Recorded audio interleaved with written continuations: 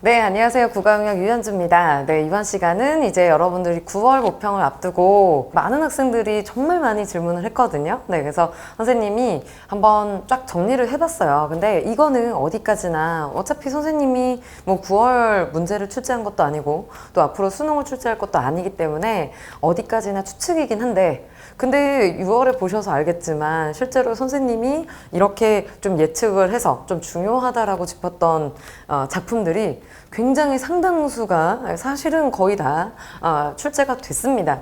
그렇기 때문에 여러분들이 적어도 아직까지도 EBS를 전체를 다 못 봐서 구평 전까지 뭘 봐야 될지 좀 고민을 많이 하고 있는 친구라면 적어도 요거는 보고 좀 시험장에 들어가셨으면 좋겠어요. 그래서 여기 지금 있는 데이터는요, 다른 게 아니고 선생님은 절대로 그냥 일하는 건 없어요. 내 느낌이 그래. 이거 무조건 나올 거야. 라고 말씀드리지 않을 거고, 그 대신에 정확하게 데이터들로 보여드릴 겁니다. 그래서 지금까지 몇 번 출제가 됐었고, 그리고 최근에 나왔는지, 좀 이전에 나왔었는지, 그리고 또 수능에 나왔는지, 모평에 나왔었는지 라는 것들을 하나는 다 분석을 했어요. 그래서 그걸 보고 선생님도 정리를 하는 거예요. 그리고 이제는 수완까지 나왔기 때문에 수특과 수완에 둘 다 나와 있는 작품들 같은 경우는 진짜 중요하거든요. 그래서 그런 작품들도 여러분들에게 직접 보여드리면서 이런 작품들이 진짜 나올 수 있겠구나 라고 보셨으면 좋겠습니다. 물론 요 이후에 이것만 보여드리지 않고요, 이 중에서 중요한 작품들 같은 경우는 좀 자세한 설명들, 그래서 작품 분석들도 같이 올라갈 겁니다. 그래서 여러분들이 마지막까지 수능을 준비하는 데 있어서 정말 선생님 유튜브에서 정말 많은 것들을 얻었다라고 말씀하실 수 있도록 최선의, 최고의 컨텐츠들을 빵빵하게 준비하도록 하겠습니다. 그래서 지금 이제 얘네들은 갈래별로 말씀을 드릴 거고요. 그 다음에 이제 기호 같은 경우도 특징이 뭐냐면 별표를 지금 넣어놨어요. 그래서 별 하나, 두 개, 세 개 이렇게 개수는 출제됐던 횟수를 이야기하는 거고요. 그 다음에 빨간색 별은 수능이고 파란색 별은 모의평가입니다. 학력평가는 제외를 했고요. 실제로도 기출이 되는 데 있어서 평가원 정도의 시험만 영향을 끼치기 때문에 여러분들이 그 정도만 분석하셔도 될 것 같습니다. 그리고 올해 처음으로 EBS에 수록된 작품들도 매우 중요해요. 그래서 이런 작품들 중에서는 또 어떤 작품이 나올 확률이 높은가 라는 것들도 같이 한번 짚도록 하겠습니다. 실제로 유한시비곡 같은 경우도 올해 처음으로 EBS에 수록이 됐던 작품이었었는데 그 작품들 중에서는 가장 나올 확률이 높다라고 맨 위에 뒀었던 작품이었었거든요. 근데 걔가 바로 출제가 됐죠. 그러니까 그만큼 나름 선생님도 굉장히 많이 좀 정확도가 높으니까 여러분들도 잘 따라와 주시면 좋을 것 같습니다. 그리고 물론 얘는 우선순위지 절대로 별 3개짜리, 2개짜리만 하라가 아닙니다. 수능만 하라는 것도 아니고요. 그래서 여기 나와 있는 작품들은 다 보시는 게 좋고요. 사실 수특하고 수완 되게 많은 것 같지만 금방 정리하실 수 있어요. 근데 그 중에서도 가장 중요한 작품들의 순위를 매겨드리는 것 뿐입니다. 알겠죠? 그래서 아직까지 하나도 펼쳐보지 못한 친구들이라면 포기하지 마시고 요 정도라도 보고 가시는 걸 추천한다라는 거예요. 알겠죠? 그래서 현대시, 고전시가, 그리고 현대소설, 고전소설, 극수필 이렇게 5개로 나눠가지고 하나하나 설명해 드리도록 하겠습니다. 그럼 먼저 현대시부터 한번 같이 중요한 작품들 한번 훑어보도록 할게요. 자, 먼저 지금 1순위로 선생님이 꼽은 작품은 뭐냐면 바로 김수영의 작품입니다. 왜냐면 김수영 작품 같은 경우 지금 현대시에서는요, 수특하고 수완에서 2개가 다 2번 다 실린 작가 같은 경우에 지금 3분이 계세요. 근데 한 분은 김수영이고 그 다음에 한 분은 윤동주입니다. 그리고 한 분은 송수건이에요. 그래서 선생님 이제 편의상 일단 님이라는 뭐 호칭이나 이런 것들을 생략하도록 하겠습니다. 작가다 보니까. 그래서 편의상 그렇게 할 테니까 그거는 좀 양해를 말씀을 드릴게요. 먼저. 그러니까 무의식적으로 그렇게 나올 수 있거든요. 근데 그리고 또 누구는 높이고 누구는 안 높이고 이럴 수도 있으니까, 그래서 일단 기본적으로는 그냥 다 뭐 윤동주, 김수영, 송수건 이런 식으로 말씀드리도록 하겠습니다. 그래서 3분 다 되게 중요한데 그 중에서는 김수영이 지금 수능에 3번이나 출제가 됐어요. 그리고 김수영이 중요한 이유는 일단 수특, 수완 2번 다 나온 것이기도 하지만 기본적으로 나왔다 하면 다 수능이에요. 그래서 지금 보시면 알겠지만 08년도 수능에 사령이 나왔고 13년도 수능에는 폭포가 나왔습니다. 그리고 17년도 수능에는 구름의 파수병이 나왔죠. 그래서 3, 4년 텀으로 해서 계속 이렇게 출제가 되고 있는데, 그렇다면 20년도 수능도 네, 충분히 출제 가능성이 매우 높다라고 볼 수 있을 것 같아요. 그래서 일단 9평이 나오지 않는다 하더라도 김수영은 꼭 별표를 해두시고 수능에 나올 수 있으니까요. 마지막까지 잘 정리해 두세요. 특히나 눈하고 어느 날 고궁을 나오면서는 김수영의 정말 대표작입니다. 그래서 여러분들이 상식적으로라도 알아두시는 걸 추천을 해요. 그 다음에 지금 두 번째는 윤동주를 꼽았는데, 실제로 윤동주가 지금 자화상이라는 작품이 수특에 있고요. 그 다음에 수완에는 바람이 불어라는 작품이 있습니다. 근데 이제 선생님은 둘 다 추천하는 이유가, 일단 자화상 같은 경우는 윤동주 하면 일단 여러분들 보셔야 되는 게 뭐예요? 사실 김수영과 윤동주는 둘 다 중요하거든요. 그러니까 누가 더 하고 덜하다라는 정도가 아닌 것이, 난이도를 높이겠다라고 평가원이 마음을 먹으면 문학에서, 그러면 두 작가는 무조건 영순일 겁니다. 왜냐면 주제가 일단 우리 평범한 사람들의 마인드와 완전히 달라요. 네, 기본적으로 주제가 자아성찰이거든요. 왜 나는 이렇게 치열하지 못했고, 왜 나는 이렇게 나약하고, 나는 지금 왜 이렇게 시만 쓰고 있고, 그래서 왜 이렇게 부끄러운 삶을 살고 있는 것인가 라는 것. 근데 여러분들은, 그리고 우리는, 선생님도 마찬가지입니다. 부끄러운 삶을 살면서도 사실 성찰하지 않은 사람들이 너무 많잖아요. 근데 이분들은 정말로 적극적으로 그렇게 시대에 임하고 열심히 사셨음에도 불구하고 끊임없이 냉철하게 본인한테는 자아 성찰을 해왔었기 때문에 그 부분이 정말 중요한 작품의 의의가 되죠. 그래서 근데 그 중에서도 윤동주의 자화상이면 자아 성찰의 아주 대표적인 작품이고요. 그 다음에 바람이 불어 같은 경우는 윤동주 작품 중에서는 사실 나오지 않았었던 작품이거든요. 그래서 새로 나온 작품이고 여러분들이 분석하기 어려우실 수 있어서 충분히 중요하게 보셔야 된다라고 생각을 합니다. 그리고 자화상은 11년도 수능에 나왔었거든요. 그래서 이게 물론 텀은 엄청나게 길긴 한데 그래도 일단 수능이 나왔었으니까 같은 작가의 같은 작품까지 또 수능까지 내는 것은 조금 아무래도 좀 순위에선 떨어지지 않을까라고 생각을 합니다. 그래서 일단 중요도로 보자면 바람이 불어가 좀 더 중요할 것 같고요. 그 다음에 자화상도 둘 다 중요하니까 같이 봐두세요. 그래서 17년도 9월에 병원이 나왔었고 13년도 9월에도 또 다른 고향이 나왔었기 때문에 이제는 수능에 나와야 할 때라고 생각을 합니다. 그래서 잘 기억해 두셨으면 좋겠고요.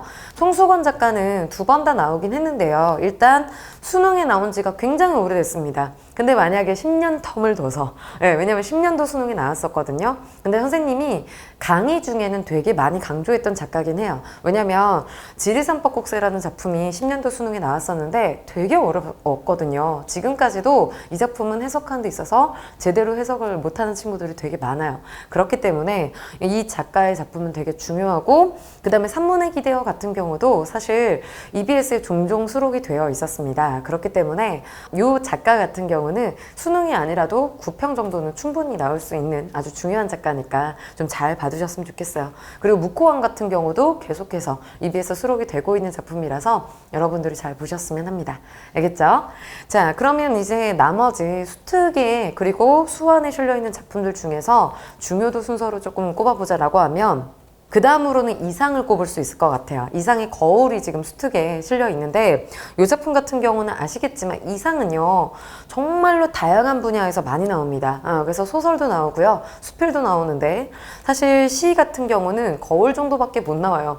왜냐면 오감도 이런 것들이 나올 수는 없잖아요. 그래서 이상의 작품들 중에서 그나마 조금 이제 출제 가능성이 높은, 그리고 거울 같은 경우는 똑같이 자아 성찰의 내용을 담을 수 있었는데 이것이 반성어로 가지 않고 그냥 자아가 분열돼서 끝나는 것으로, 그래서 자아가 합의되지 못하는, 그래서 그것 때문에 고통을 받는 현대인의 모습을 그려낸 것만으로 그냥 끝났기 때문에 되게 특이한 경우인 거죠. 네, 그래서 웬만하면 자아 성찰은 거의 다 반성으로, 그래서 내가 잘못했어, 그러니 이제는 적극적으로, 이제는 이렇게 반성해서 이렇게 긍정적인 자의 모습으로, 이상적인 자의 모습으로 갈 거야 라고 하는데, 일단 이상의 거울에서는 그냥 섭섭해요. 네, 나는 쟤랑 계속 소통하고 싶었는데 근데 계속 거울에 가로막혀서 못했고, 근데 거기에 대해서 나는 그냥 외로된 사업에 골몰할 거다 라고 해놓고 근데 맨 마지막에 섭섭하다라고 하잖아요. 그래서 맨 마지막까지 이게 합의점을 찾지 못하고 끝냈기 때문에 좀 특이한 작품이라는 거죠. 유일합니다. 장하성찰에서 이렇게 합의점을 찾지 못하고 부정적으로 끝나는 작품은. 그렇기 때문에 중요한 작품이고요. 유일한 작품이니까 수능까지 나오지 못한다 하더라도 충분히 잘 봐두셔야 돼요. 특히나 왜 그런지는 모르겠으나 근데 이제 최근에 문학의 경향이 그렇긴 해요. 선생님도 이제 대학에서 시를 배우면서도 이제 많은 교수님들의 얘기를 이렇게 듣고 이렇게 봤을 때도 좀 이제 현대시의 경향이 조금 더 이제 그 모더니즘스러운 그런 작품들이 굉장히 많거든요. 그러다 보니까 아무래도 현대 시나 소설에서 모더니즘 작가의 작품들은 굉장히 출제가 많이 일어나고 있습니다. 그래서 여러분들이 아무래도 왜냐면 연구하는 교수님들이 많다 보니까 아무래도 출제 확률이 높아지겠죠. 그래서 모더니즘 작가들은 항상 출제 영순위로 꼽아주세요. 그리고 올해 또 명심할 게 있습니다. 뭐냐면 올해가 3.1운동 100주년입니다. 1919년에 우리가 3.1운동을 했었고 그 다음에 이제 지금 벌써 100년이나 흐른 거죠. 근데 평가원에서 적어도 평가원에서 그리고 지금 사실 TV만 틀면 매달 이 100주년 기념 방송들이 많이 나오고 있는데 이 상황에서 일제강점기 작가들을 아마 빼놓고 출제하진 않으리라 생각합니다. 그래서 무조건 여러분들이 올해는 일제강점기의 시인들, 일제강점기의 소설가들, 꼭 작가들은 기억해 두셨으면 좋겠어요. 알겠죠? 네, 그래서 좀 잘 봐두시고 나머지 작품들에서는 일단 뭐 김소월도 있고요. 김소월도 평가원에 지금 3번이나 출제가 됐었고 근데 이제 상대적으로 좀 작품이 쉽습니다. 네, 삼수갑산 같은 경우는 좀 쉬운 작품이고요. 근데 이제 조금 여러분들이 김소월을 그냥 진달래꽃 같은 작품만 기억을 하신다면 그냥 민요 시인이고 그냥 서정 시인이고 라고 생각을 하시면 사실은 이제 그냥 굉장히 좀 애틋한 뭐 그냥 사랑이 이루어지지 못해서 약간 그러한 슬픔을 갖고 있는 그러한 애절한 작품 뭐 이 정도로 좀 쓴 작가다라고 생각하실 수가 있는데 좀 주의하실 점이 특히 삼수갑산 같은 경우는 보시면 이분이 이제 사실은 20년대 이후로는 작품이 나오지 못해요. 일제강점기에 20년대밖에 못 나오는 것이 그때 돌아가셨거든요. 근데 이제 그때 돌아가신 이유가 또 이제 자살이셨기 때문에 이제 굉장히 좀 시련들이 많이 계셨었어요. 근데 그 직전에 이제 썼던 작품이라서 정말 많은 내적 갈등과 고뇌와 좀 많이 힘든 그런 마음이 그대로 들어가 있습니다. 그래서 여러분들이 보시기에도 일단 김소월의 다른 작품들과 조금 다른 특징들을 느끼실 수 있으실 거고요. 그래서 되게 애절한 느낌이 있는데 그 애절하고 좀 슬픈 느낌이 사랑이나 이런 느낌보다 고향을 가지 못하고 그것 때문에 고립되어 있는 그런 화자의 모습이 나와 있어서 그런 부분에 좀 주목해서 보시면 일단 특징적인 작품이 될 것 같고요. 그렇기 때문에 김소월의 일반적인 특성을 또 보여주지 않는 작품이라서 또 여러분들이 중요하게 보실 필요도 있을 것 같습니다. 그 다음에 보시면 이제 서정주도 있는데 꽃밭의 독백 사소단장 이 작품은 실제로 이제 평가원은 3번 정도 출제가 됐고요. 그 다음에 이 작품이 그대로 09년도에 출제가 됐었습니다. 그리고 이 작품은 되게 특징적인 게 서정주는 기억하셔야 되는 것이 일단 물론 되게 다양한 제품을 썼어요. 근데 그 중에서도 이렇게 설화적 인물이 등장하는 작품을 쓴 작가는 서정주밖에 없어요. 예를 들어서 춘향유문이라든지 견우의 노래라든지 이렇게 지금 박혁것의 엄마가 등장을 하거든요. 사소라고 했을 때 이러한 설화적 인물, 그죠? 네, 여러분들이 잘 알고 있는 뭐 견우와 직녀 할 때 그 견우예요. 이런 춘향이라든지 이런 좀 특이한 캐릭터들이 나오는 설정을 쓴다라는 건 분명히 좀 기억해 두셔야 될 특징적인 부분이라고 생각을 하고 그랬을 때 내용이 판타지라는 거죠. 우리가 이해할 수가 없어요. 박혁것의 엄마의 삶이거든. 그래서 그런 사람이 신선수행을 가기 전에 느꼈던 심정이 무엇이었을까라는 것들을 한번 생각하고 보시는 것도 작품을 올바르게 이해하시는데 매우 중요한 포인트가 될 겁니다. 그래서 어떤 한계를 느껴서 어떻게 극복하려고 신선수행을 가게 됐는가 그 부분에 주목해서 봐주세요. 알겠죠? 자, 그 다음에는 이제 백석. 개인적으로는 사실 백석을 출제가 되든지 안 되든지 간에 선생님은 항상 영순위로 꼽는 것이 그냥 내가 좋아해요. 그래서 백석 같은 경우는 굉장히 중요하다라고 많이 강조를 하는데요. 일단 이분 같은 경우도 작품의 특징이 되게 많아요. 근데 기본적으로는 나르시즘도 있고요. 그 다음에 기본적으로 일제강점기인데 일제강점기에 모두가 다 독립운동을 한 건 아니잖아. 그쵸? 그 상황에서 그냥 고향을 떠나서 혼자서 외롭게 사는 사람도 있었을 수 있어요. 그게 독립운동 때문이 아니라 하더라도, 그죠? 그래서 여러 가지 안 좋은 상황들 때문에 그렇게 외로운 상황이 됐었고, 힘든 상황을 겪었고, 근데 그 와중에 그 시련을 나는, 그래, 이렇게 훌륭한 예술가니까 이런 시련을 겪는 거지 라는 나르시즘도 있으면서, 네, 그러면서 또 실제로도 이렇게 아름다운 시를 쓴 요 작가의 특징은 굉장히 좀 중요하다라는 거죠. 근데 이 작품에서 여운왕골족 같은 경우는 기억하셔야 될 부분은 다른 것보다 원래는요, 백석이 항상 외롭고 쓸쓸하다 이런 얘기를 해요. 네, 근데 이제 그거를 좀 수용하는 좀 특이한 태도를 보이죠. 아, 그래, 나는 원래 이렇게 잘생겼으니까 어쩔 수 없이 잘생긴 사람들은 이렇게 외로운 운명이지 라고 받아들여요. 네, 실제로 잘생겼는데, 그죠? 네, 그래서 그런 좀 특징이 있는데, 여운왕골족 같은 경우는 우울함이 없어요. 쓸쓸함도 없고 외로움도 없어요. 왜냐면 이게 이제 백석의 판타지예요.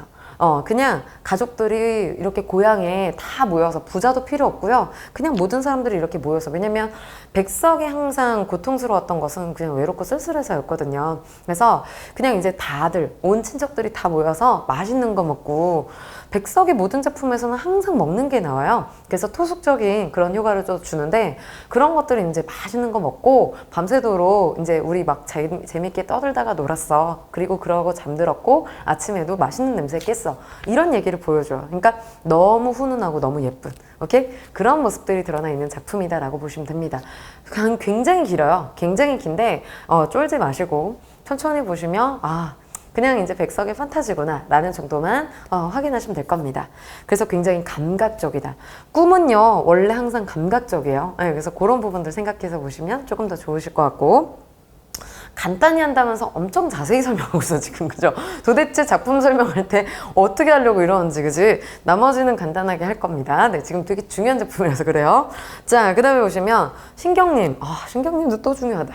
네, 다 중요하다, 그지? 근데 신경님도 중요해요. 그러니까 목계장터 나왔는데, 목계장터 특히나 중요한 것이 산은 나더러 이렇게 살라고 하고 들은 또 나더러 이렇게 살라고 하고 해서 자연에 대해서, 그리고 정착할 것인가, 그리고 이렇게 방랑할 것인가의 사이에서 내적 갈등을 겪고 있는 그런 모습인데, 근데 신경님은 중요한 이유가 대부분은 배경이 다 농촌이에요.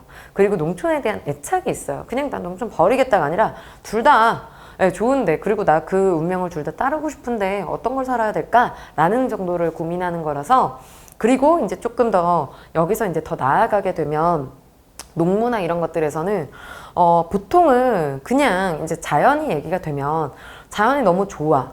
그냥 좋아요. 그냥 풍요해요. 저기 너무 예쁘다. 이건데, 이 신경님 작가는 농민의 입장에서 봐요. 네, 농민의 입장에서 보면 고전시가에서도 그런 특징이 나타나지만, 민중의 입장에서 자연을 보게 되면 체험의 공간이고, 여긴 내가 노동해야 되는 공간이에요. 그러다 보니까 이 논에서 지금 이것 때문에 생계가 얼마나 어려운데, 이러한 현실 비판이 같이 나타나게 됩니다. 그래서 기본적으로는 배경이 이제 농촌이 많이 나오는데, 그것이 그냥 감상하려는 지식인의 모습 정도는 아니고요. 그 안에서 똑같이 농민의 입장에서 애착도 있고, 그러면서 갖는 어떤 울분이나 애환이나 이런 한이나 이런 것들이 드러나 있는 좀 그러한 부분에서 충분히 의미가 있는 작품이다 라고 봐주시면 될 것 같습니다. 그리고 이제 나머지는 지금 이 중에서는 중요한 것만 다시 한번 보자면, 수능에 이제 나왔던 작가, 일단 이용학 시인이 그렇고요. 근데 이용학 시인은 그냥 외워두세요. 일제강점기밖에 안 나오고, 일제강점기에 유랑민의 삶에 초점 맞춥니다. 그래서 러시아도 다니고요. 그러니까 우리 국내가 아니라 정말 여기저기 떠돌아다니면서 힘들게 살았어야 하는 그런 상황들을 보여주는 작품이라서 굉장히 좀 일제강점기에 유랑민의 삶을 리얼하게 보여줬다라는 것에 초점 맞춰서 보시면 좋을 것 같고요.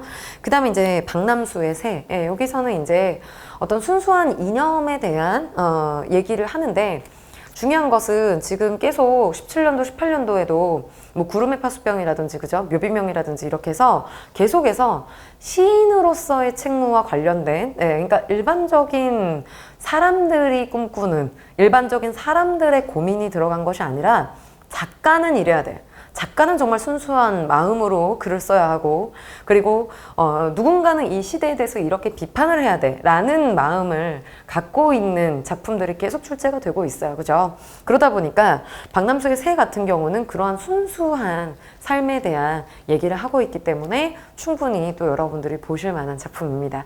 출제도 이미 됐었던 작품이고요. 그 다음에 이제 김기택의 사모원인데, 김기택이 이제 멸치가 출제가 됐던 작품이에요. 네, 그래서 그러한 작가고, 또 수능에도 역시 출제가 됐었기 때문에 여러분들이 알아두시면 중요한 작가가 될 겁니다. 네, 그래서 어렵진 않고요.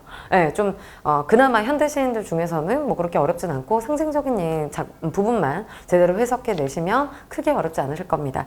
나머지 작가들은요, 물론 중요해요. 네, 뭐 예를 들어서 김영랑이나 나희덕이나 네, 뭐 기영도나, 선생님 뭐 사실 기영도도 되게 좋아하긴 하는데, 이런 나머지 작가들 같은 경우도 여러분들이 한 번씩은 훑어는 보시는데, 이 작품들 같은 경우는 이제 9평 전에 우선적으로 봐야 된다까지는 아니고요. 일단 얘네들을 먼저 꼼꼼히 보고 그 다음에 한번 쭉 훑어보시는 걸 추천을 합니다. 알겠죠? 네, 그래서 어려운 작가는 아니니까 다 현대시는 마음을 여시면 다 보여요. 물론 선생님이 분석법에서 기본적으로 팩트하고 그 다음에 주관적 인식, 정서 태도를 분리해서 보는 방법들이나 이런 것들은 설명을 드릴 거예요. 근데 그 부분은 차치하고 일단 작품을 보는 데 있어서는 그냥 이 사람들이 이런 삶을 살았고 그래서 이런 정서를 느꼈구나. 시는 중요한 게 세계를 자아화시키는 거예요. 그러니까 누가 봐도 다 똑같은 상황들인 거죠. 그냥 꽃이 떨어지고 있다라는 그 팩트를 가지고 그냥 꽃이 떨어지고 있다라고만 쓰면 그건 시인이 아니야. 근데 내 사랑이 지고 있어 라고 받아들였다면 그건 시인이에요.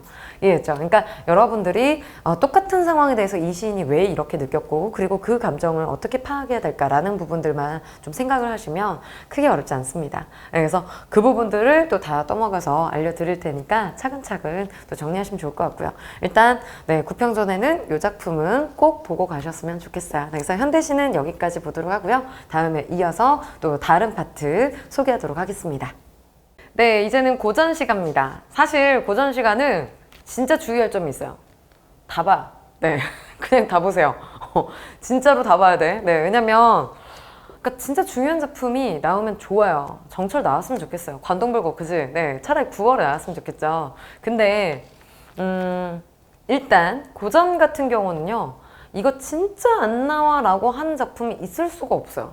그런 애들도 심지어 다 모아서 어떻게든 평가원이 정말 재활용도 잘하고요. 그러니까 많이 출제했던 작품이 많이 나오기도 하고, 그 다음에 새로 이번에 올해 처음 나와서 와 이게 뭐야? 라고 하는 작품이 나오기도 해요. 그래서 지금 6월만 하더라도 그렇잖아요.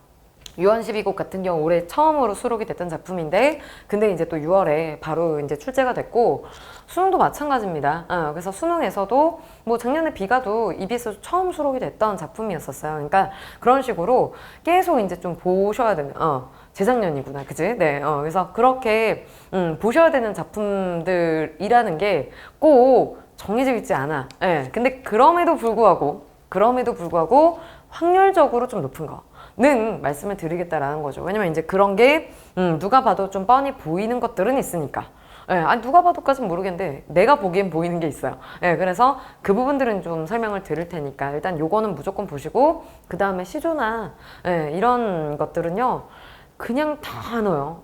그냥 다 넣으니까, 수시로 넣으니까 여러분들이 좀 편해지실 때까지 보시는 거 추천합니다. 적어도 고전 시간은. 왜냐면 고전 시간은 굉장히 연계체감이 높을 거예요. 그리고 특히 이제 가사나 이런 애들은 좀 어렵겠죠. 관동불곡은 체감하기 많이 어려우실 텐데, 왜냐면 EBS 수록 부분이 그대로 나오지도 않을 거고.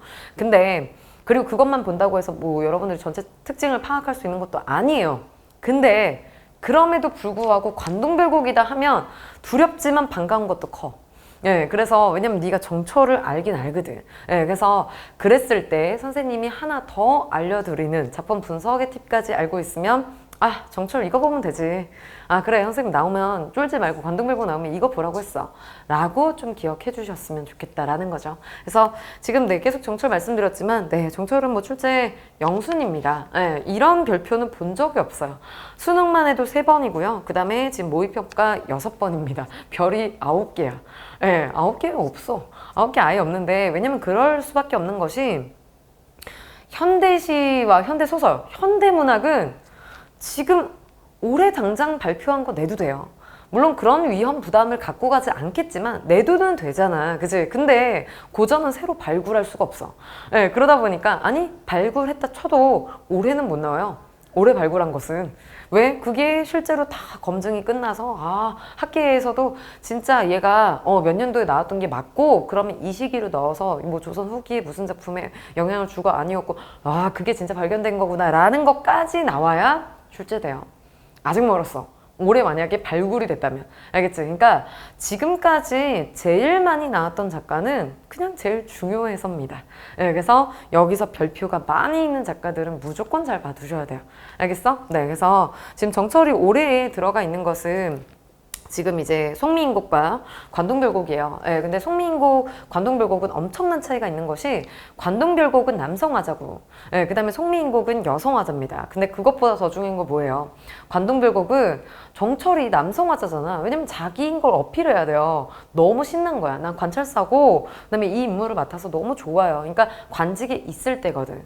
그리고 관직에 있을 때 자기가 정치도 너무 잘했고, 그 다음 관동팔경 맡은 게 너무 행복한 거예요. 그러니까 고민을 하죠. 지금 한양 돌아가야 되냐 말아야 되냐 라는 것을 이야기한단 말이야. 그러니까 여러분들이 일단 관동별곡이다 라고 했을 때는 정철이, 그죠? 네, 그리고 팩트입니다 여기서는, 그지? 네, 비유나 이런 것들이 다 지명이나 이런 것들도 다 사실적으로 나오잖아요. 왜? 리얼하게 믿어줬으면 좋겠으니까. 과시하는 게 목적이거든. 네, 근데 이게 이제 송민국 갔을 때는 챙편이랴 유배 같거든요. 그치? 그러다 보니까 여성 화자로 등장을 시켰고, 그리고 애절하게, 예, 임금님한테 애절하게 어필을 해야 되니까. 그리고 이제 현실에 대해서 리얼하게 보여주지 못하고 천상계와 지상계로, 예, 가상의 상황으로 이제 보여주게 되는 거죠. 판타지로. 알겠지? 그러니까 그런 부분들의 설정을 좀 알고 가시면 훨씬 더 쉬우실 것 같고요.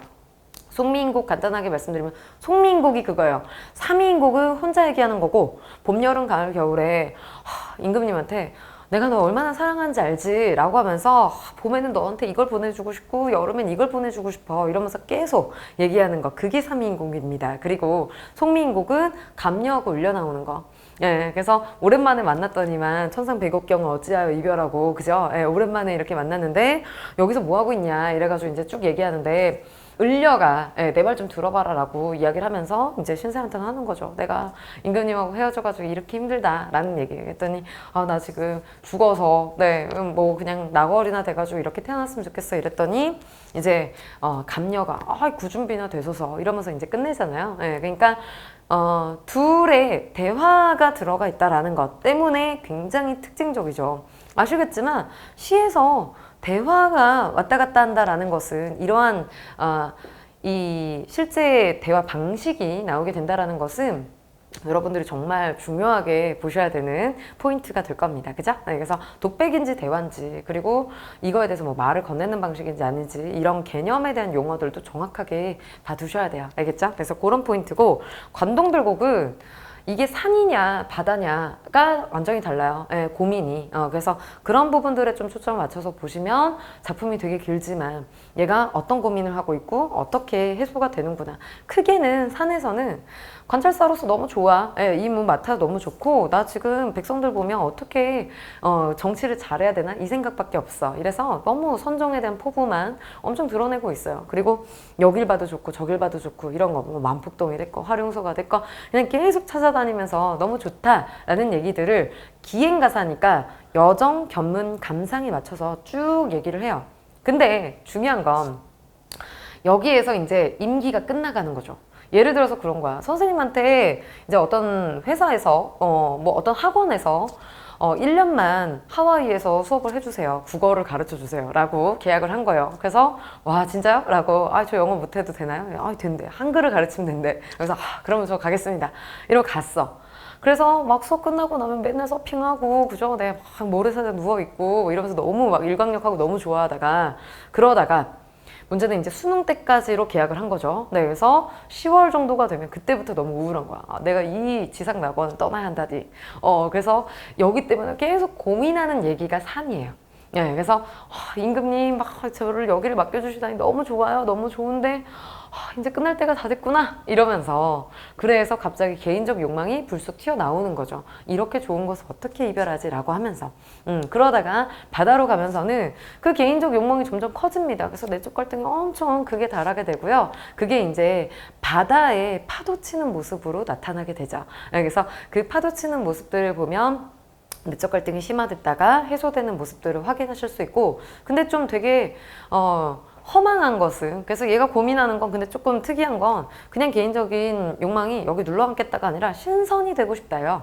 예, 근데 그게 꿈에서 해소가 됩니다. 예, 꿈에서 신선이 나타나서 너 원래 신선이었는데 어쩌다가 이렇게 글 하나를 잘못 읽어가지고 내려와서 우리를 이렇게 따르게 됐냐라는 얘기. 그래서 술 한 잔 먹어봐 라고 하면서 얘기를 한단 말이에요. 그래서 그때 이제 깨닫는 거죠. 아, 내가 신선이었구나. 그러면 알겠어. 그럼 먼저 정치 좀 잘하고 그 다음에 나중에 와서 즐길게. 나 그러면 됐어. 라고 해서 갈등을 해소하거든요. 그래서 그런 얘기가 관동별곡에 나온 전체 스토리입니다. 이 얘기를 한 10장으로 엄청 길게 이렇게 풀어서 보여줬던 거예요. 그러니까 여러분들이 사실 관동별곡 전체 외운다라는 것은 하면 좋아. 네, 하면 좋은데 근데 부담스러우니까 한번 그런 특징들을 생각하면서 보세요. 그리고 여정에 맞춰서, 얘가 특징이 뭐냐면 여기에서 여기로 이동한다가 여정이고요. 견문은 보는 거잖아, 그치? 근데 꼭 어디를 봤다가 거기 안 가고 여기로 가요. 네, 이 얘기가 되게 많이 반복이 돼요. 그래서 어느 부분들이 여정인지, 아마 최근의 문학의 경향에서는 사실 이렇게 문제에서 문항의 정보가 되게 많이 늘어났잖아요. 그러면서 단순히 정서 태도만을 우리가 이제 체크 포인트로 잡는 것이 아니라 팩트 체크하는 부분들도 되게 많이 늘었어요. 근데 그렇다면 선생님 봤을 때는 아마 이 부분을 되게 잘 내지 않을까. 왜냐면 어딜 쳐다보고 여기를 갔어 라고 할 때 어딜 쳐다보고 라는 그 지명만 나와도 학생들이 헷갈릴 수 있거든요. 그래서 그 부분들을 가지고 쳐다본 게 아니라 갔다라고 서술하는 거지. 그러니까 그런 부분들을 정확하게 보셨으면 합니다. 알겠죠? 주의하시고. 사실 관동별곡은 이것만 1시간 할 수 있어. 네, 근데 여기서 그만하고요. 그 다음에 이제 보시면 윤선도 중요하죠. 네, 윤선도. 그러니까 가사의 영순위가 정철이라면 시조의 영순위는 윤선도예요. 네, 그래서 역시나 이제 어부사시사가 또 들어가 있으니까 뭐 좀 중요하게 보셔야 되겠지만, 기본적으로 어부사시사도 외우실 수는 없습니다. 네, 40수기 때문에 봄, 여름, 가을, 겨울 10수씩 들어가 있고요. 그랬을 때 여러분들이 이제 봄에 느끼는 거, 여름에 느끼는 거, 이런 것들 기본적으로는 다 자연 친화예요. 그래서 자연에 대한 풍류 이런 것들 드러내고 있으니까 거기에 초점 맞춰서 보시면 좋을 것 같습니다. 그리고 박일로. 박일로도 진짜 중요해요. 왜냐면 박일로 같은 경우는 선생님이 이제 고전에서 좀 많이 중요하게 생각을 하는 게, 기본적으로 우리가 생각하기에 중요한 작가라고 하면요, 그냥 막 되게 과시하고 이런 작가가 아니에요. 고전 같은 경우는 현실을 그대로 그 당시의 삶을 얼마나 잘 반영하고 그 당시의 사람들의 고민을 얼마나 잘 보여줬는가. 그러니까 경기체가 이런 게 절대 출제가 안 되는 거예요. 왜냐면 경기체가는 그냥 허세만 있거든요. 우리 이렇게 대단한 사람들 모여서 이렇게 대단한 데서 놀고 있는데 어때? 이 경기가 어떠하니? 이 경치가 어떠니? 라고 하면서 막 이런 것만 얘기를 하는데 다 필요 없고, 우린 별로 그런 게 안 궁금해. 그것보다 그래서 그 조선시대를 살던 사람들이 어떠한 고민과 어떠한 생각과 어떤 사랑을 했고 어떤 이별을 했고 이런 게 훨씬 궁금해 라는 거거든. 근데 박일로는 이름이 있잖아요. 고전 시가에서 사실 이름이 있냐 없냐 되게 중요한데, 왜냐면 최소 양반이 안 됐어도 양반은 사대부가 될 자격이 있는 정도의 신분인 거잖아요. 근데 그런 사람이 조선 후기에 이제 몰락한 양반의 신분이 되어서 선상타는 뭡니까? 이제 심지어는 징병까지 끌려가요. 그래서 양반인데 뭐 사실 선상타는 훨씬 어렵거든요. 원래 박일로의 작품, 대표적인 작품 여러분들 누앙사를 더 잘 아실 텐데 얼마나 솔직해요. 나도 말 못할 것 같은데? 내가 양반이야. 근데 우리 노비들이 다 도망가고 나 가난하고 그래서 뭐 일단 농사는 줘야 되겠는데 못하겠어서 도와주는 사람 없어서 내가 옆집에 가서 직접 소를 빌리러 갔어. 근데 소를 빌리러 갔는데 까였어. 심지어. 근데 그 얘기를 하나도 빠짐없이 다 썼어요. 심지어는 막 문 앞에서 에헤미를 계속하면서 에헤미 뭐냐면 이거예요.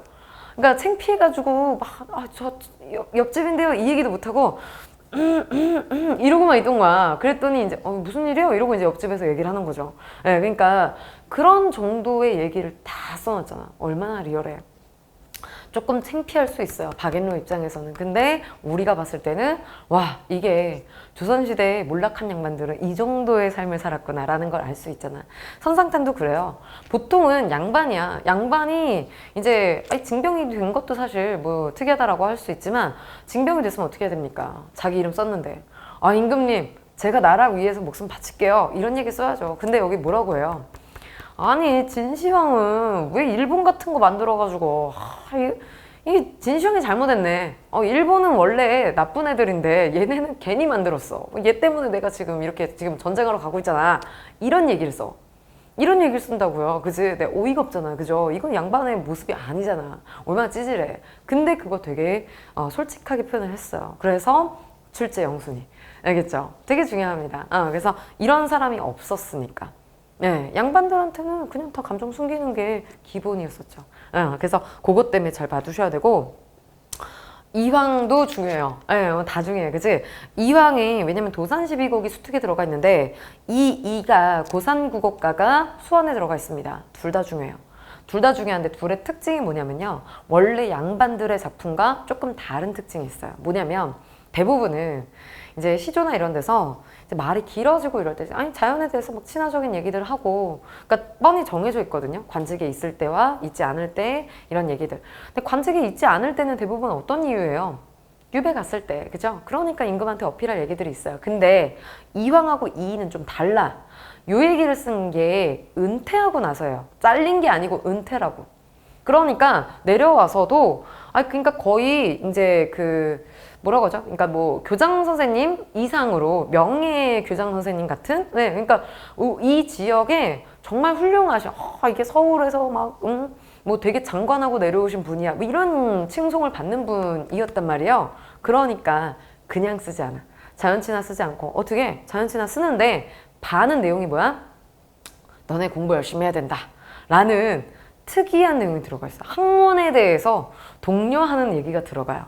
그래서 그렇게 해석하시는 거를 좀 염두에 두면서 보시면 왜냐면 이 두 작가는 그런 특징으로 썼으니까 다른 작품에는 그런 게 거의 없어요. 그러니까 말씀을 드리는 거야. 알겠지? 그래서 그걸 기억하고 보시면 그냥 뭐 청산 얘가 막 그치지 않고 냇물이 이렇게 흘러가는 모습들을 우리가 본받아야 된다? 보통 그냥 불변성이고 불변성이면서 그냥 강한 의지만 드러내는데 아니야. 학문을 그렇게 그치지 말고 열심히 해. 이런 얘기를 해요. 알겠지? 그러니까 그런 해석만 주의해서 보시면 됩니다. 알겠죠? 자, 그리고 이제 나머지는 보시면 이제 뭐 임제는 수능이 나왔었어요. 14년도 수능이 나왔었으니까 별 하나 정도가 되고요. 그 다음에 이제 위백규가 좀 중요해요. 왜냐면 이 농가 같은 경우에 굉장히 이제 뭐 사실 예전에도 출제가 됐었고요. 16년도에도 또 나왔는데 요것도 역시 조금 그냥 일반적인 얘기를 하지 않고 이 농민들의 입장에서 기득권이라고 하는 그러니까 그냥 양반들이 농민들 보면서 하는 그런 모습들을 좀 비판적으로 본 시선들도 있어요. 위백규면 양반 사대부여야 되잖아. 그치? 근데 이 사람이 신경님처럼 농민의 입장에서 체험의 공간으로 이 배경을 써서 나타내거든요. 그래서 그게 이제 굉장히 특징적인 부분입니다. 알겠죠? 그냥 풍류의 대상이 아니고요. 나 농민의 입장으로 여기는 열심히 가꾸는 곳이고 근데 저기서 휘파람에 불고 있는 애는 뭐냐 라는 식으로 이야기를 하거든요. 그래서 그것만 주의해서 보시면 될 것 같고 나머지는 지금 보시면 청산별곡, 뭐 정석가 이런 민중 작품들은요 고려가요라든지 뭐 이런 민요라든지 이런 작품들은 네, 얘네들도 출제 영순이에요. 뭐 다 중요해야 돼, 그치? 근데 민중문학들이 오히려 더 잘 나옵니다. 실제 진솔한 마음들이 잘 나오기 때문에. 그래서 그런 부분들도 네, 좀 같이 보셨으면 좋을 것 같고요. 나머지 밑에 아니 뭐 정약용도 되게 중요하고 나머지 이제 시조나 이러는 것들 선생님이 이제 밑에 이렇게 문장으로 써놓은 게 있어요. 이건 다 시조인데 시조는 당연히 출제 영순이에요. 알겠죠? 네, 그래서 모든 제품들 다 중요하니까 그거 잘 보시고 굳이 빼야 되는 거 있다라고 한다면 있어. 굳이가. 네. 그 다음에 송인 이런 거. 네. 그런 정도 빼고서는 네, 다 보세요. 알겠죠? 네, 다 보시는 거 추천합니다. 그래서 뭐 그마저도 그냥 네, 여러분들 뭐 고등학교까지 교육과정 다 배워놓고 뭐 송인과 구지가까지 모를 필요도 없으니까. 알겠죠? 네, 그래서 수특 수완에서 가장 중요한 제품들 순서대로 고전시가 말씀드렸는데 그래도 끝까지 다 보셔야 되고요. 한 번씩은. 그리고 말씀드린 제품들은 2번 이상 보세요. 알겠지? 네, 그래서 일단 여기까지 고전시가 중요 제품 봤습니다. 그리고 또 이어서 다른 작품 네, 갈래들도 같이 보도록 할게요.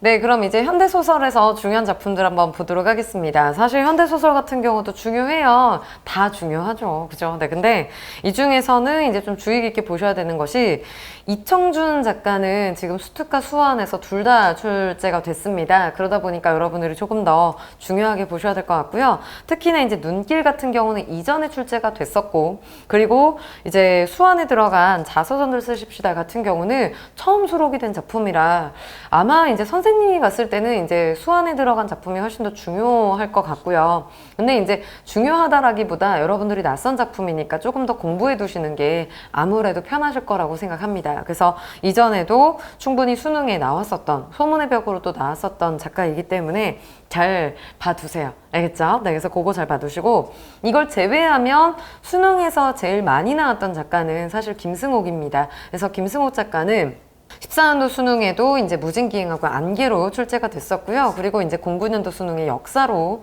또 출제가 됐었죠. 그래서 충분히 좀 나왔다 하면 일단 수능에 나오는 작가는 사실 여러분들이 출제 영순위로 잘 보셔야 됩니다. 이게 이제 시에서는 김수영이 있었잖아요. 그래서 소설도 역시 마찬가지인데 누이를 이해하기 위하여 같은 경우는 특징이 또 1인칭이에요. 근데 1인칭 작품이 굉장히 어렵거든요. 내면 심리를 표현하기 때문에. 그리고 내면 심리만 표현하는 게 중요한 게 아니라 내면 심리로 설명하다 보면 장면이 훅훅 바뀔 수가 있어요. 그냥 과거 얘기했다가 그때 나는 이런 심정이 들었고 그때 누이는 이랬는데 라는 것들이 훅훅 바뀌기 때문에 여러분들이 그 심리를 아주 잘 따라가셔야 됩니다. 그리고 여기서의 메인은 누이를 이해하는 거거든요. 상처 입은 누이에 대해서 누이가 보이는 반응과 그리고 그것을 내가 어떻게 이해해 가고 있는지 그런 부분들에 좀 주목해서 봐주시면 조금 더 정확하게 작품을 분석하실 수 있을 것 같습니다.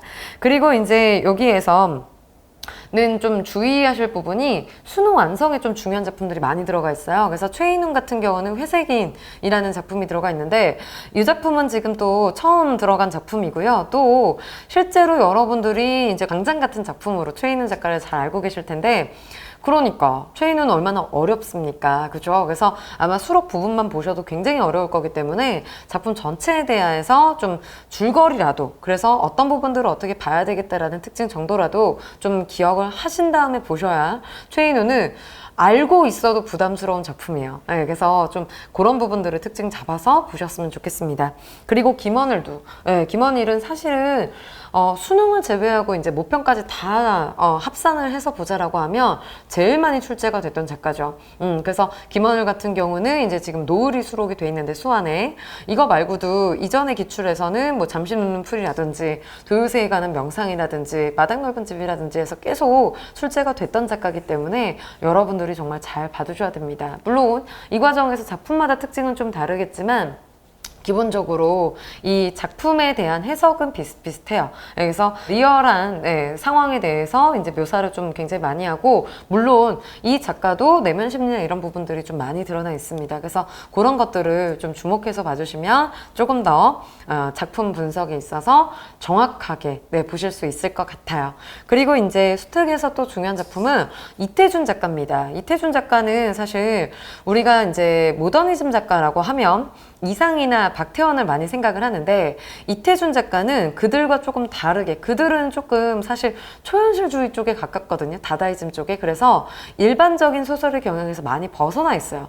그러니까 소설의 기본적인 발단, 전개, 위기, 절정, 결말을 따르는 구성 단계를 따르지 않는 의식의 흐름 방식을 좀 택하잖아요. 근데 이태준은 그런 소설의 단계들 다 그대로 잘 따르면서 최대한 그래서 참 소설스럽게 잘 썼는데 모더니즘이에요.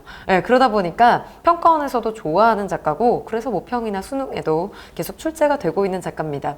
특히나 또 선생님이 이태준을 중요하게 보셔라 라고 하는 이유는 12년도 수능에 돌다리란 작품이 출제가 됐었어요. 근데 이 작품은 선생님이 문학 강의를 할 때 항상 첫 번째 작품으로 꼽습니다. 왜냐면 소설을 가르치려면요, 자아와 세계의 갈등이다라는 이 서사적 장르에 대해서 이제 소개를 해야 되는데 그 소개를 보기에서 그대로 차용해가지고 선지까지 하나하나.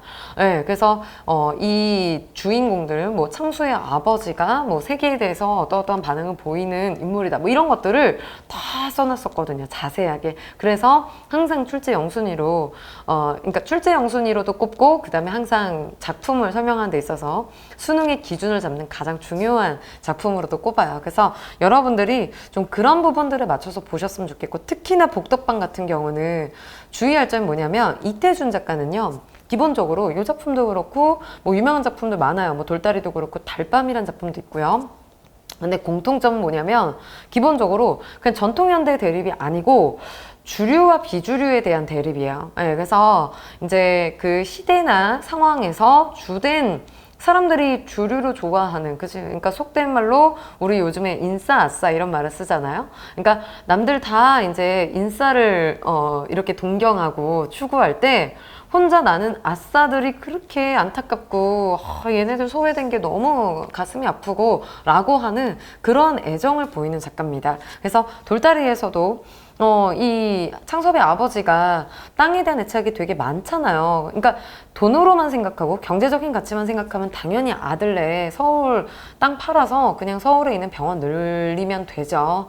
근데 그게 중요한 게 아니다. 나는 여기서 나하고 자라고 너도 여기서 나왔고 나에겐 너무 소중한 그냥 돈이 아니라 그냥 이 삶이다 라는 것을 강조를 하잖아요. 그러니까 그런 부분들을 계속 가치를 이야기합니다. 복덕방에서도 마찬가지예요. 복덕방에서도 이미 현실에서 많이 도태된 그런 인물들이 모이는 공간인데, 노인들이. 근데 그리고 그 노인들이 실제로 막 사기도 많이 당하고요. 그래서 이제 몰락하는 경우도 나오지만 그럼에도 불구하고 일반적으로는 딸이 맞죠. 그런데 딸을 비판하고 이 노인들에 대해서 끝까지 안쓰러운 시선을 유지하고 있어요. 그래서 그런 부분들을 주목해서 보시면 조금 더 정확하게 작품을 파악하실 수 있으실 겁니다. 그리고 이제 나머지 작품들 중에서는 채만식은 김유정이랑 세트예요. 그래서 지금 김유정이랑 둘 다 나왔는데 김유정은 해악을 대표적으로 보여주는 작가라고 보시면 되고 채만식은 풍자를 대표적으로 보여주는 작가입니다. 그래서 둘의 차이점은요, 기본적으로 쉽게 생각하면, 선생님이 이제 골개미, 미의식에 대해서 설명하면 조금 더 길어지니까 조금 간단하게 이야기하자면 있는 것의 입장에서 있어야 할 것을 거부하려는 상반이에요. 무슨 말이야 모르겠죠. 근데 있는 것이 이제 현실이고요. 현실에 놓여있는 민중들의 입장에서 있어야 할 것, 이상적인 어떤 집권층, 뭐 지배를 하고 있는 뭐 이런 세력들을 비판하고자 하는 것이 바로 그때 이제 나타나는 미의식의 골개미입니다. 근데 그 대표적인 골개미의 예로 이제 해악과 풍자가 있는 건데, 해악은 피해자가 그냥 자신의 피해를 승화시키기 위한, 자신의 한을 승화시키기 위한 방법이에요. 그러니까 조롱도 하고 희화화도 하고 하는데 이게 그렇게 웃기지 않아요. 그러니까 해악은 웃기지 않습니다. 뭔가 슬퍼해야 되는 상황인데 슬퍼하지 않고 얘가 굉장히 이제 그 슬픔을 희화화시켜서 어떻게든 그걸 극복하려는 모습을 보일 때 그게 이제 해악이라고 보시면 되고요. 그 다음에 이제 풍자 같은 경우는 그게 가해자인 거예요. 그래서 가해자를 공격하는, 그래서 가해자를 희화화시키고 가해자를 이 조롱하는 모습을 보이는 건데, 그랬을 때 가해자에 대해서 직접적으로 공격할 수는 없거든요. 너 싫어 라고 하면 어쨌건 지배층이니까, 우리는 나약한 민중이고, 그래서 직접적인 공격을 오히려 받을 수 있는 상황이라서 간접적인 공격을 하는 거죠. 그 간접적인 공격이 바로 해악적인 방식입니다. 그렇기 때문에 풍자는 반드시 해악을 포함을 하죠. 네, 그래서 채만식 같은 경우는 비판의 대상을 조롱하고 희화화하는 그런 모습으로 나타난다라고 생각하시면 좋을 것 같아요. 그래서 소망이란 작품 좀 잘 보셨으면 좋겠고요. 그 다음에 이제 박안서 같은 경우는 16년도 수능이 나왔는데 사실은 나오기 전까지 정말 EBS에 많이 수록이 됐었고 항상 출제 영순위로 꼽히다가 결국에 출제가 됐었습니다. 그래서 사실은 수능까지는 조금 선생님 봤을 때는 아무래도 다른 작품들보다는 조금 확률이 낮을 것 같고요. 그렇다면 일단 구평에서는 좀 중요하게 보셔야 될 만한 작가예요. 그래서 박안서 작가도 되게 이제 특이한 지점이 40대 때 등단을 하셨어요. 근데 그러니까 되게 중요한 거야. 네, 여러분들도 그죠? 정말 끝날 때까지 끝난 게 아닌 것이 보통 작가들이 책을 몇 개를 낼 것 같아요. 보면 몇 권을 낼 것 같습니까? 아니 뭐 일생 동안 한 권만 발표하는 작가도 있을 수 있고요. 몇 권 안 낼 수도 있어요. 그죠? 뭐 10권 안쪽이어도 그걸 되게 많이 냈다라고 할 수 있는데 박안서님 같은 경우는 이분이 이제 80세 다 돼서 돌아가셨는데 매년 하나 이상씩 발표를 하셔가지고 거의 40개 가까이 이렇게 또 작품 활동 하셨거든요. 그러니까 진짜 알 수 없는 겁니다. 그죠? 네, 정말 늦은 시기도 없는 거고 뭐 지금 시작해도 느린 게 절대 아니니까. 그러니까 구평도 아직 포기하지 마. 알겠지? 네, 중요하다 싶은 거 이거 다 보셔야 돼요. 근데 박안서 작가는 이제 특징이 뭐냐면 여성 작가의 특징을 아주 잘 보여줘요. 그래서 내면 심리에 굉장히 탁월한 감성을 좀 많이 보여주기 때문에 근데 주의할 점은 그렇기 때문에 어렵습니다. 네, 특히 여성 작가들 같은 경우 내면 심리를 또 이렇게 강조한 작가들 같은 경우는 그러니까 상황이 어떻든지 간에 내 마음이 중요해요.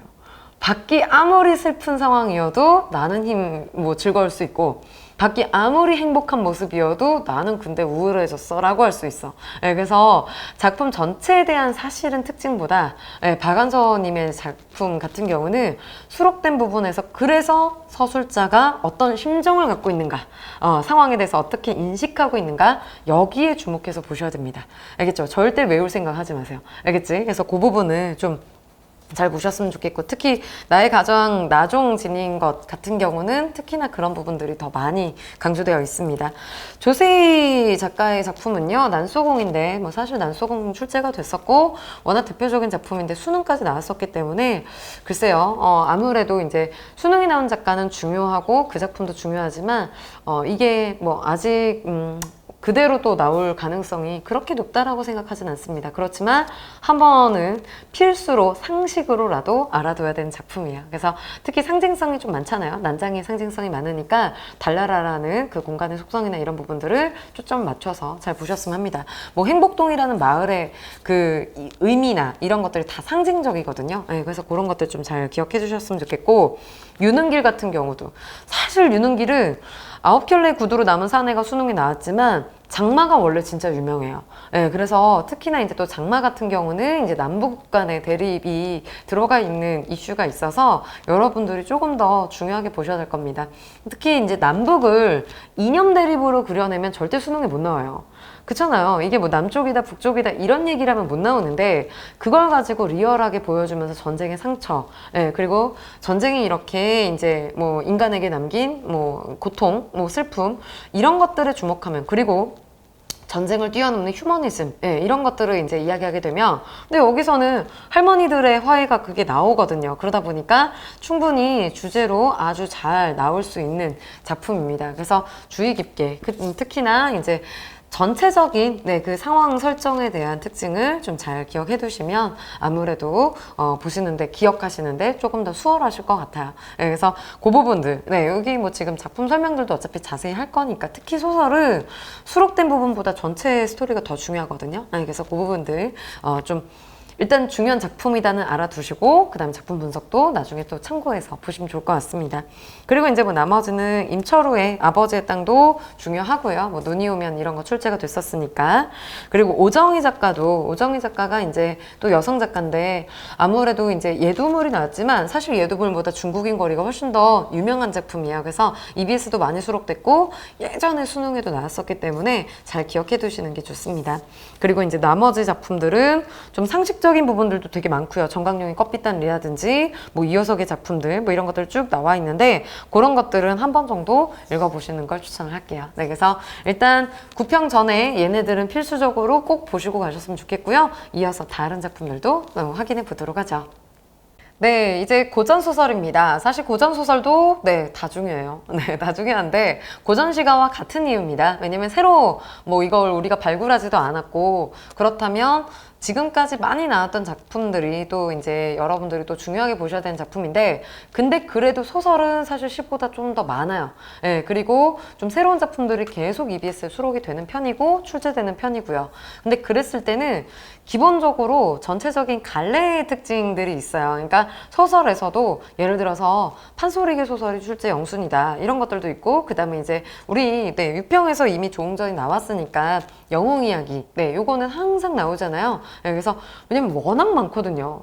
민중들이 향유했던 아무래도 처음에 그리고 대부분은 민중들이 향유를 했다 보니까 민중들의 염원이 판타지가 아주 잘 드러났던 게 바로 이제 이런 히어로물이었던 거죠. 그래서 그런 것들이 이제 항상 출제 영순이고요. 그 다음에 이제 금오신화 이런 것들이 이제 또 많이 들어가고 그 다음에 이제 여기 김만중 작품 같은 경우도 항상 출제 영순입니다. 그래서 이번에도 김만중은 출제 영순이고요. 제일 1순위로 꼽았습니다. 그래서 구운몽이 또 지금 들어가 있는데 왜냐면 구운몽이 나온 지는 꽤 됐어요. 사시남정기는 사실 18년도 수능이기 때문에 지금 나오는 거 조금 텀이 빠르긴 한데 일단 구평에는 충분히 나올 수 있다라고 보고요. 수능은 조금 빠른 것 같긴 해요. 네, 그래서 한 해나 두 해 정도 더 지나서 나오면 좀 더 좋을 것 같고 근데 그래도 세 번째 해도 나온 적이 있거든요. 네, 그래서 일단 김만중의 구운몽은 잘 기억해 두시는 거를 추천합니다. 그렇지만 여러분들이 사실 스토리를 다 알고 계시기 때문에 성진이 불교적 공간이고 그죠? 네, 그리고 이제 꿈에서 양소유 가 이제 그 다음에 환생의 공간으로 유학의 공간에서 제시가 되고 그 다음에 다시 또 성진으로 이런 식으로 계속 장면 전환에 따라서 아예 자아가 바뀌어서 내용이 나오는 것들을 다 알고 계시기 때문에 사실 이름만 딱 보면 알죠. 네, 그렇기 때문에 주의할 점 뭐냐면 그러니 절대로 호락호락하게 나오지 않을 거예요. 그래서 이런 환문구조 같은 경우는 반드시 보기가 출제가 될 거고 보기에서 굉장히 많이 디테일하게 물을 겁니다. 그래서 보기가 안 나온다 하더라도요. 사실 뭐 보긴 무조건 나오겠지만 보기에서 디테일하게 묻지 않는다 하더라도 그냥 일치불일치에서도 여러분들이 팩트체크를 정확하게 하셔야 될 거예요. 그래서 그러려면 장면 전환을 확실하게 끊어놓고 꼭 확인하세요. 여기 성진이었어 여기 양소였어 이러고 대충 넘어가시면 안 됩니다. 그래서 요 구절이 요 해석이구나 라는 것들을 반드시 확인해 주세요. 이거 말고 뭐 옥루몽이나 이런 것들 환문구조로 나왔던 작품들 같은 경우에 되게 진짜 디테일하게까지 읽어야 여러분들이 분석할 수 있는 거 그런 것들 많이 냈었어요. 그러니까 뭐 술 먹고 뻗어 있는 애들을 보면서 재회라고 한 거는 아니지 않냐. 왜냐면 혼자 본 거니까 이런 식으로 그러니까 되게 그 워딩 하나 자체로 이제 틀리게 오답을 만드는 경우가 많이 있거든요. 종종 있어요. 아마 여기서도 분명히 팩트체크하는 부분이 어렵게 나올 겁니다. 정서 파악보다. 알겠지? 그래서 그런 부분들을 좀 주의 깊게 보셨으면 좋겠고요. 박지원도 되게 중요해요. 왜냐면 박지원도 이제 수능에 나오는 작가고요. 그 다음에 나왔다 하면은 이제 사실 이제 뭐 모평이나 수능에서 잘 나올 수 있는 작가인데 최근 몇 년간 너무 안 나왔어요. 너무 안 나오고 근데 EBS는 매년 나왔거든. 그래서 박지원이 중요한 이유는 지금도 이런 사람 흔치 않죠. 예를 들어 내가 스페인어 교수예요. 근데 보통 사람들 스페인어를 못 알아들을 거 아니에요. 근데 스페인어로 스페인 교수들을 까는 거죠. 너희 이렇게 가르치면 안 되고 너희 이렇게 안일하게 있으면 안 돼 라는 식으로 그걸 스페인어를 가르치는 교수들만 알아먹을 수 있게 그렇게 쓴다라는 거예요. 무슨 얘기냐면 한문소설을 썼어요. 박지원은. 소설은 원래 민중들이 향유를 하는 건데 처음부터 끝까지 시조도 잘 못 읽잖아요. 근데 처음부터 끝까지 다 한자로 썼어요. 그러면 누구 보란 소리입니까? 한자 읽을 수 있는 사람만. 근데 내용이 뭐예요? 다 양반 까는 내용이에요. 그리고 민중들을 막 똥 푸는 사람부터 진짜 평범하고 진짜 남들은 다 손가락질하는 정도의 사람들을 예찬해요. 근데 진심으로. 진심으로 너무 예찬해. 이 사람 너무 대단한 것 같다. 근데 양반은 쓰레기야. 이렇게 얘기를 한단 말이야. 얼마나 이 대단한 사람이에요. 그죠? 그러니 충분히 출제가 될 수 있는 작가입니다. 그래서 그러한 내용에 좀 더 집중해서 보시면 여러분들이 중요하게 보실 수 있을 것 같아요. 그래서 뭐 박시정이나 민홍준이나 둘 다 중요하니까 잘 봐두셨으면 좋겠고요. 수군가, 심청가 둘 다 중요합니다. 근데 그 중에서는 심청가가 훨씬 어려울 거고요. 수군가는 주의할 점은 이게 이본이 선생님이 대학교 때 이거를 가지고 그 논문을 쓴 적이 있었는데 이본만 20개가 넘고요. 그리고 내가 찾은 이본의 내용들이 다 달랐었어요. 그래서 장면 전환이 되는 부분들, 그리고 실제로 이 수군가 예전에 기출됐던 것 중에서 토끼가 그 위기를 탈출을 한 거예요. 그래서 이제 별주부 따돌리고서 이제 육지로 올라와서 메롱 이러고 간이 어딨냐, 내가 간을 왜 밖에 꺼내놨겠어 이러면서 이제 도망갔는데 위기를 탈출했는데, 그리고 나서 독수리한테 잡히는 장면이 나온 것도 있어요. 물론 그러고 또 탈출하지만. 그러니까 굉장히 새로운 내용이 나올 거예요. 그렇기 때문에 절대로 수군가가 나온다라고 하면 여러분들 외워서 풀지 마시고 장면 전환에 초점 맞추시고 어떤 장면인지를 정확하게 보셔야 됩니다. 인물들도 마찬가지예요. 그 인물의 캐릭터도 어떤 부분에 주목했는지. 이게 토끼를 칭찬할 때가 있고 별주부를 칭찬할 때가 있거든요. 그래서 그런 부분들 주의 깊게 보셔야 되고. 다음은 심청가인데요. 사실 심청가는 심청이가 어렵습니다. 애가 말을 되게 어렵게 해요. 그래서 혼자 또 말을 되게 길게 하면서 고사성어 넣고 그러면서 막 또 여러분들이 심청이에 대해서 잘 몰라요. 왜냐면 신봉사 얘기 대충, 그래서 인당수에 빠져서 그냥 뭐 일어나서 아버지 만났다라는 정도만 알지 거기에 대해서 되게 디테일하게 들어가게 되면 모르거든요. 그래서 실제로 이제 이 내용에서 이제 새로운 부인이 등장하고 심청이를 막 이렇게 되게 안쓰럽고 막 그리워하는 그런 부인도 등장하고 이러는데, 그런 장면이 나오면 아예 새로운 내용이라고 생각을 해요. 그래서 아니 근데 뭐 괜찮아요. 어차피 여러분들이 실제 EBS에 수록된 부분 말고도 다른 이본으로 나올 수도 있으니까. 그래서 예측하지 마시고 나와 있는 정보들을 정확하게 또 역시 공간 나눠서 지금 이 부분이 내가 알고 있는 부분인가 아닌가 라는 것도 잘 보셔야 되고요. 그 다음에 어떤 심정으로 이야기하고 있는가. 물론 대부분은 거의 다 이제 슬픈 심정들로 많이 나오지만, 이게 이제 또 뭐 용궁 가가지고 엄마 만나고 이런 장면에서 또 기쁜 것도 나오거든요. 그래서 그런 장면 전환을 좀 초점 맞춰서 잘 보셨으면 합니다. 그래서 그렇게 좀 주의 깊게 잘 봐두시고요. 소대성전 같은 경우는 이제 우리 적성의전이랑 또 세트로 해서 보셔도 되고, 기본적으로 영웅 이야기니까 좀 잘 기억해 두실 필요가 있습니다. 그래서 그런 것들 이제 좀 보시고, 허균은 홍길동전 썼던 작가니까요. 그래서 물론 이제 이 부분들에 대해서 이제 홍길동전은 조금 이슈가 좀 많이 있는데, 뭐 최초의 소설, 한글 소설에 대한 얘기가 이슈가 좀 있지만 기본적으로 중요한 작가긴 합니다. 그렇기 때문에 남궁선생전 같은 경우도 좀 기억은 해두셔야 될 만한 작품이라고 생각을 하고요. 나머지 이제 홍기열전이나 해서 이제 밑에 되게 많은데 중요해요.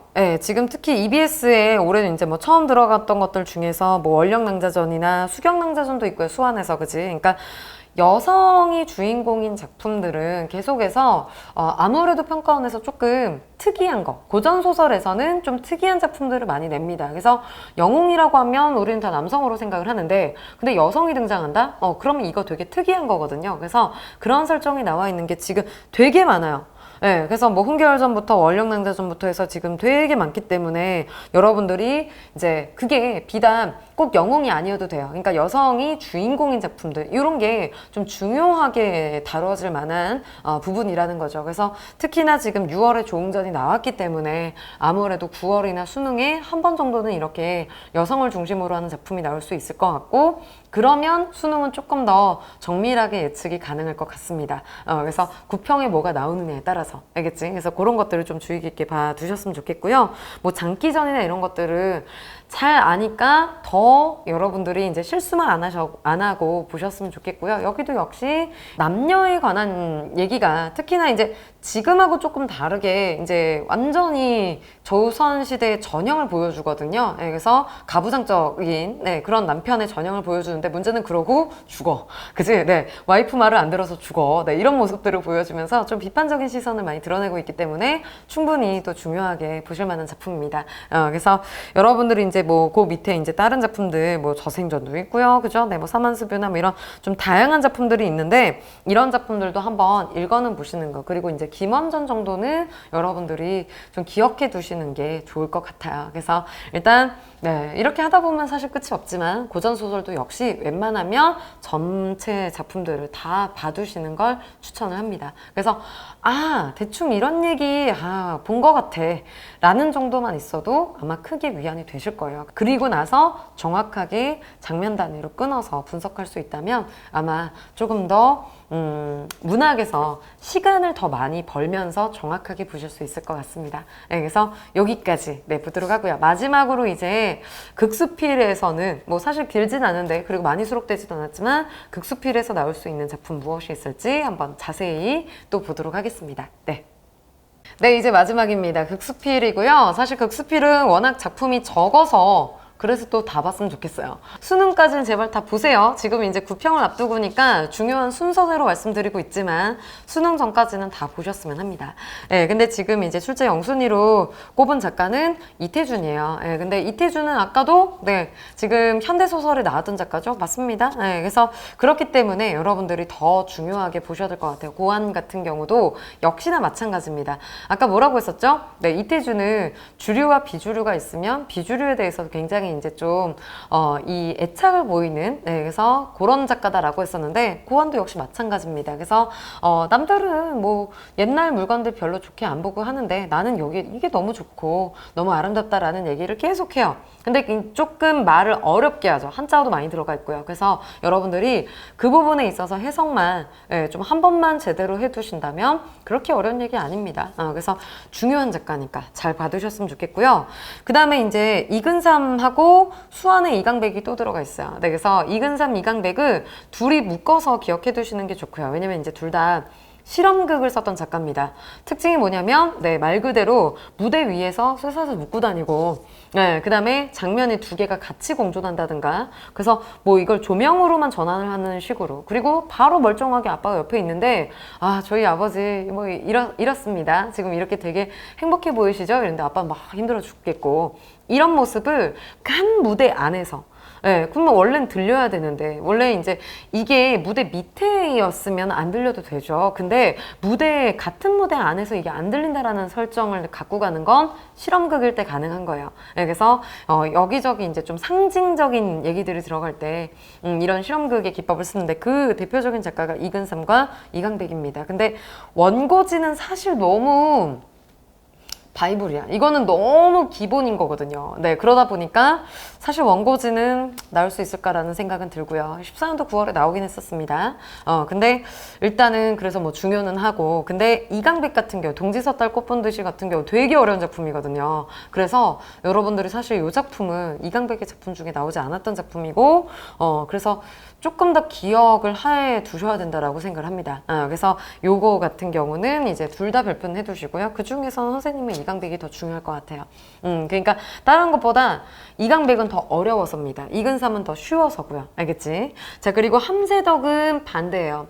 함세덕은 사실극이에요. 그래서 원래 이제 그 반대가 함세덕과 유치진이거든요. 그래서 리얼한 모습들을 좀 보여주는데 특히 여기서 동승인데 동승 같은 경우는 10년도 9월에 나왔었고 지금은 이제 출제된 지 되게 오래됐잖아요. 근데 EBS에 계속 최근에 몇 년간 출제가 되고 있습니다. 그리고 되게 특이한 내용이잖아요. 그죠? 그래서 동자승이 이제 이런 엄마에 대한 사랑을 갈구하면서 이제 나타나는 내적 갈등이나 이런 것들을 잘 보여주는 작품이라서 굉장히 제재가 신선하단 말이죠. 그래서 충분히 나올 수 있습니다. 그래서 좀 함세덕 같은 경우는 훨씬 사실 이근삼과 이강백보다도 더 중요하게 봐두셔야 된다라고 생각을 해요.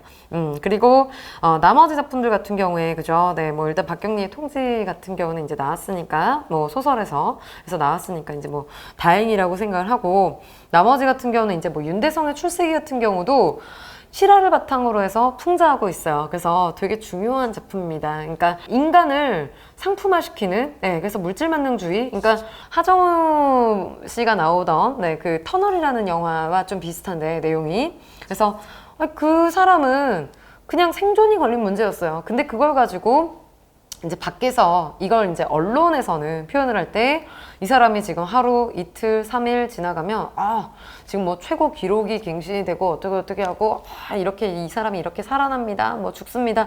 이런 얘기를 가지고 그냥 정말 말 그대로 이슈만 생각을 하는 그런 얘기들이 쭉 나오잖아요. 그리고 그거에 대해서 이제 굉장히 많은 상징적인 부분들을 넣죠. 그래서 이제 여기에 뭐 실제 광고를 붙인다던가 뭐 이런 인터뷰하고 있는 내용들에서 그러니까 여러 가지 이제 상징적인 부분들을 비판하는 것들이 나오는데 그래서 중요하게 보셔야 됩니다. 그래서 그런 부분들을 이제 좀 보셨으면 좋겠고 그 다음에 이제 고전수필 같은 경우에 그죠? 네, 뭐 이규보나 홍대웅이나 이첨이나 너무 중요한 작가예요. 고전수필은 꼭 봐두시는 걸 추천하는 것이 어렵거든. 안 보면 너무 어려워요. 네, 그러다 보니까. 근데 다행인 건 수필은요, 항상 주제를 찾으면 돼요. 우리가 시는요, 서정은 세계를 자아화시킨다고 해요. 그래서 선생님이 말씀드렸지만, 간단하게 말씀드렸지만, 일반적인 얘기를 시인의 언어로 바꾸면 돼요. 내 언어로 바꾸면 돼요. 근데 수필은 반대입니다. 내 이야기를 가지고 자아를 세계화시켜야 돼요. 그러니까 내 이야기를 가지고 보편화시키는 거예요. 나 이런 일이 있었어 라고 얘기는 했어요. 그죠? 근데 마지막에 어떻게 합니까? 근데 무릇 인간이라면 보통은 이런 식으로 아니 너희들도 다 그렇잖아. 나는 주제와 교훈, 깨달음을 주기 위한 장르가 바로 교술, 수필이에요. 그러다 보니까 여러분들이 특히 고전 수필은 이 형식을 엄청 잘 지키거든요. 현대 수필은 되게 자유 형식이지만 그래서 고전 수필 같은 경우는 맨 하단에 주제가 나오는 경우 되게 많으니까 그런 부분들을 매칭해서 잘 봐두시는 걸 추천을 하겠습니다. 그러면 앞부분의 에피소드를 보고서 내용이 잘 보이지 않아도 마지막 부분에서 잘 잡아가실 수 있어요. 알겠죠? 네, 그래서 일단 나머지 작품들도 뭐 맹진사택 경사라든지 오영진 중요한 작가예요. 그래서 이런 작품들이 있으니까 한번 쭉 읽어보는 보시는 게 좋을 것 같고 기본적으로 선생님이 짚어드린 작품들은 필수적으로 보셨으면 합니다. 그래서 여기까지 지금 구평을 앞두고 EBS의 중요한 작품들을 한번 같이 훑어봤는데요. 물론 별표만한 것들 그리고 별표가 많은 것들만 보라는 건 절대 아닙니다.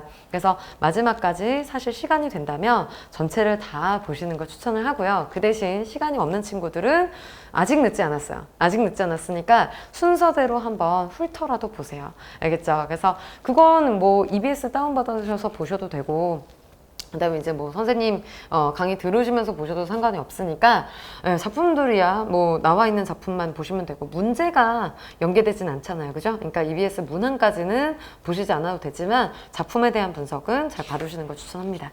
알겠죠? 네, 그래서 구평 이후에도 좋은 소식 많이 들려주셨으면 좋겠고 선생님은 수능 전까지 주요 작품들에 대한 분석을 또 올리도록 하겠습니다. 그래서 2020년도 수능 1등급 국어 1등급 컷을 올리는데 더욱더 일조를 하려고 또 남은 기간 동안 열심히 강의 올리도록 할게요. 그래서 질문 있는 친구들은 댓글도 많이 달아주시고요. 그 다음에 좋아요와 구독도 많이 눌러주셨으면 좋겠습니다. 그래서 이후에도 또 더 핫하고 더 좋은 컨텐츠들로 또 만나 뵙도록 하죠. 오늘은 여기까지 하도록 하겠습니다.